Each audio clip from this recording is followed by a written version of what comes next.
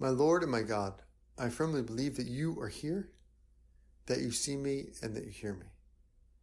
I adore you with profound reverence. I ask your pardon for my sins, for the grace to make this time of prayer fruitful. My Immaculate Mother, Saint Joseph, my Father and Lord, my guardian angel, intercede for me. You will be hated by all because of my name, but not a hair on your head will be destroyed.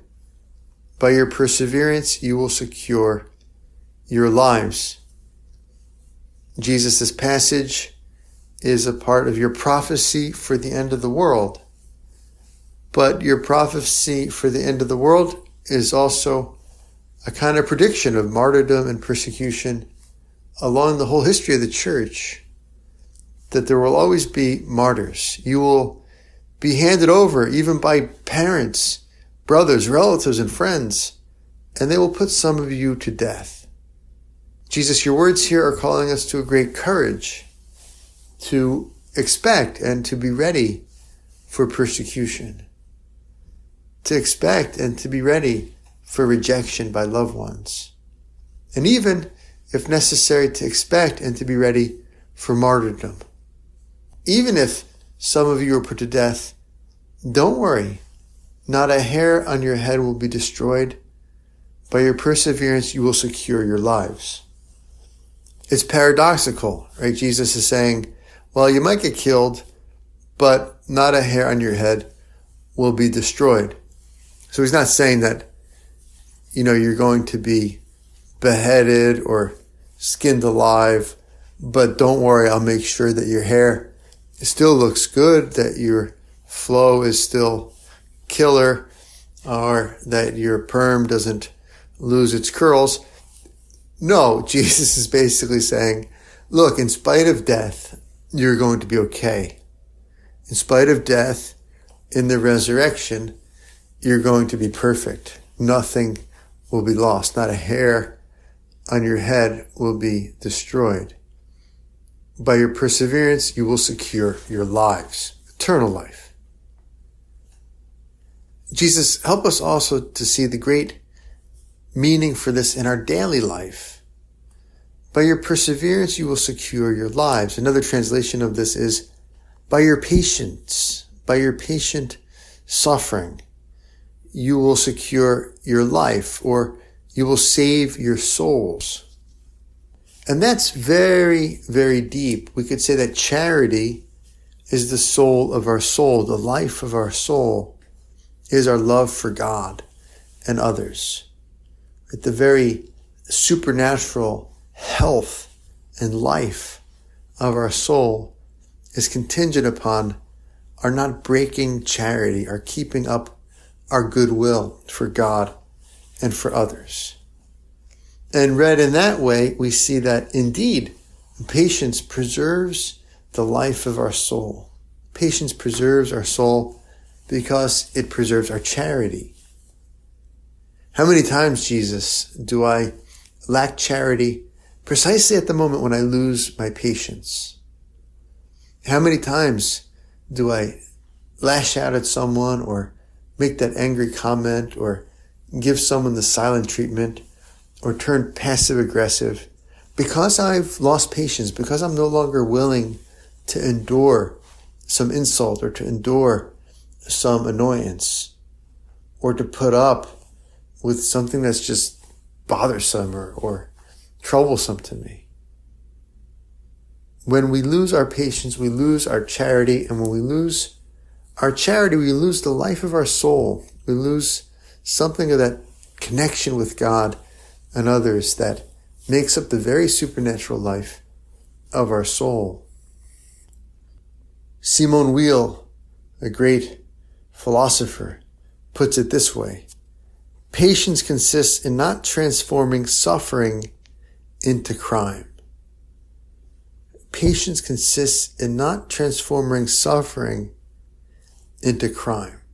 So a lack of patience, what happens is we're suffering, and then we transform it, we react to it by some sort of crime, by a sin, right? By lashing out against God or lashing out usually against someone else.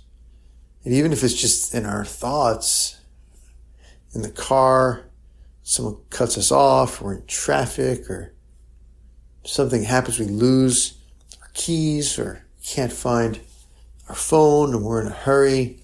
Well, we lose our peace and we kind of lash out against the situation, implicitly lashing out against fate or against God's providence, implicitly, therefore, refusing to carry some cross that God has let come into our life, however small, insignificant it might be. When we lose our patience, we let suffering turn into some sort of crime, some sort of anger, some sort of violence against our situation, against ourselves, or even against others, whether it's just interior or verbal, God forbid, physical.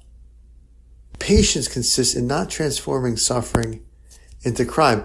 Instead, with patience motivated by charity, we actually do the opposite. We transform suffering into love. By your patience, you will save your souls. By your patience, you will grow in love. By your patience, you will come out of the trials that God lets you go through with flying colors. Not a hair of your head will be destroyed. Again, this is Simone Weil. Beautiful, beautiful passage. The extreme greatness of Christianity lies in the fact that it does not seek a supernatural remedy for suffering, but a supernatural use for it. That's something to ponder. Many times when I suffer, all I want is the cessation of the suffering. Many times when I'm not feeling well, the only thing I want is for this to end as soon as possible. I want a remedy for suffering. Even if it's an escape, and that's where we're tempted to sin in order to end some sort of impatience or end some sort of dissatisfaction or end some sort of boredom, where we can fall into sin in order to find a remedy for suffering. And Simone Weil says, no, the greatness of Christianity lies in the fact that it does not seek a supernatural remedy or an end to suffering, but a supernatural use for it. And this is Jesus. This is Jesus on the cross. This is you, Jesus. You transform suffering into love. You transform suffering into redemption. How? By accepting it, by embracing it, by even choosing it when it's put upon you. And what a difference that would make if some part of me could say yes to the annoyance that others cause in me. Well, that very part of me which would say yes to that would ensure my patience, ensure that I can keep enduring, ensure that I don't lose the soul of my soul, which is charity, that I don't lose my supernatural outlook. So Jesus, help us to have a kind of Copernican revolution when it comes to suffering, and a whole shift, a whole kind of change in my attitude towards things that annoy me. As St. Josemaria would say, don't think this person annoys me, but this person sanctifies me. And to turn around annoyance into an opportunity to love, and to an opportunity to accept, into an opportunity to understand, into an opportunity precisely to persevere by not losing our love, not lashing out against the situation or against the person or against God. By your patience, you will win your souls. By your perseverance, you will save your lives. We go to Our Lady. Our Lady is a great figure of strength. Tower of David, Tower of Ivory, Ark of the Covenant, House of Gold. These are images of citadels and of weapons in battle, strongholds. They can persevere. They're a place of safety, a place of strength. I thank you, my God, for the good resolutions, affections, and inspirations which you have communicated to me in this meditation. I ask your help to put them into effect, my Immaculate Mother. Saint Joseph, my Father and Lord, my guardian angel, intercede for me.